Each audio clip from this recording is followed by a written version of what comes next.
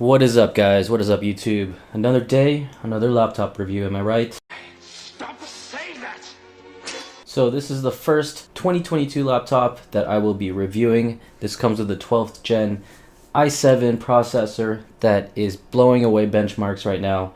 And I'm pretty excited to test it, to kind of just run through the benchmarks and also compare it with Ryzen, because this might be the next processor to get for this year. Overall, this comes with the new chassis that the Nitro series has just released, so is it now worth getting even with at this price range? Let's find out. Never fails to happen.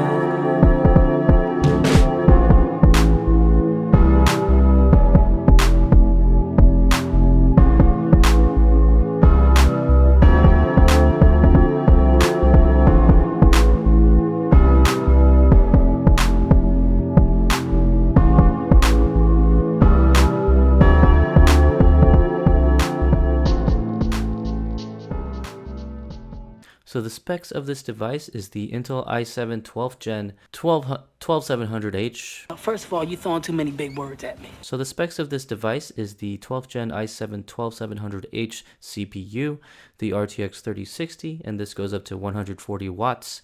16 gigabytes of DDR4 RAM, 512 gigabytes of an SSD, and also, in addition, this one from Costco comes with 1 terabytes of a mechanical hard drive. The panel is pretty decent. It is a full HD 144Hz panel with no G-Sync or FreeSync. Keep that in mind, guys. And it is decently color accurate at 96% sRGB. So with the Nitro series, you aren't seeing any more, lower quality panels, which is good news.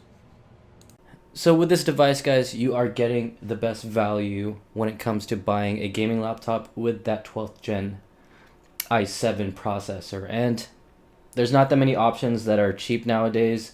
Because of that i7 processor price tag, manufacturers are releasing it at a higher price point. That's just the case this year, guys. So if you can't really afford it, I still recommend the latest Ryzen. I still recommend the latest 5800H by Ryzen, but it's such a tease to know that there's a better processor out there. It's just, you're going to be willing to, only if you're willing to have the money for it, then go get it, because this has really, really good single and multi-core score performance, as you will see in my benchmarks. Also, with the chassis, a lot different this year, guys. I mean, it's sleeker, but it's definitely not like a thin and light gaming laptop. The keyboard is still the same as last year, but as you can see, this part, the lid is different now, and the cooling I will go into in the thermal section. So just go ahead and skip to those if you guys are just interested in those parts. But overall, I do like the new build quality. It's sleeker, but again, not lighter than last year's, nor is it better build quality. So that's something you have to think about, when you're evaluating your other options in the market. The keyboard is similar to last year's model. I think it's great. The keys are mushier than, let's say, the Zephyrus G15 or Lenovo Legion 5 series. I'd say it's an 8 out of 10 keyboard, but I do like the spacing of the keys. The ports are normal as always, and the USB-C port does actually support USB-C charging. So great news if you are always on the go and have a USB-C charger.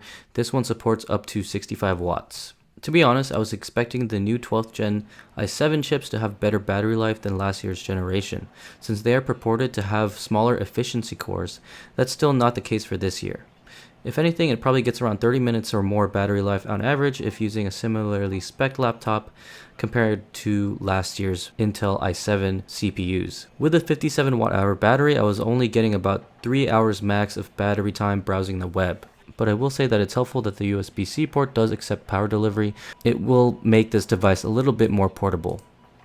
The RTX 3060 is at 130 watts, which is the highest you will get with a 2021 gaming laptop.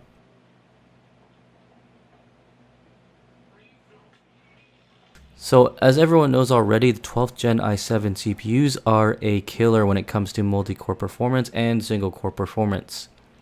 Even compared to this year's Ryzen 6800H, it still smashes in performance and will actually get a good bump if you decide to get the Intel i7 chip. Now, does it really matter? I mean, if you really care about multi-core workloads like, rendering or anything else that does take advantage of multi-core performance, then I definitely would recommend getting the Intel chip. I would also wait to see if there will be any discounts because they are charging a higher price tag because of this higher performance. Again, if you are looking for better battery life from this year because of the smaller efficiency cores, you are not getting a good improvement.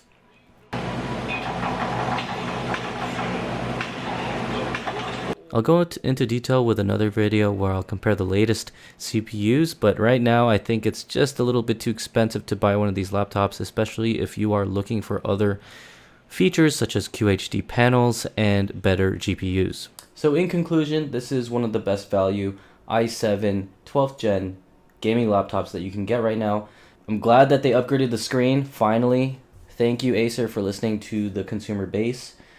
Finally it's at least like 96% sRGB, so you can do some video photo editing on this, but it's still going to be low in regards to DCI-P3 and the other measurements. So at least you're getting something that is competitive. So right now, if you're looking at other options with that 12th gen Intel processor, I wish I would have the budget for the latest Zephyrus M16. I think that will be a contender for laptop of the year again.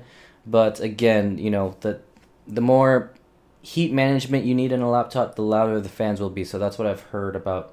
Overall, with this laptop, the battery life sucks. It's going to be 2.5 hours, 3 hours. So just keep that in mind before you buy this laptop. If you're always away from the plug and you're always traveling, I would not recommend it. But otherwise, it's a good value laptop for this year. All right, guys. See you on the next one.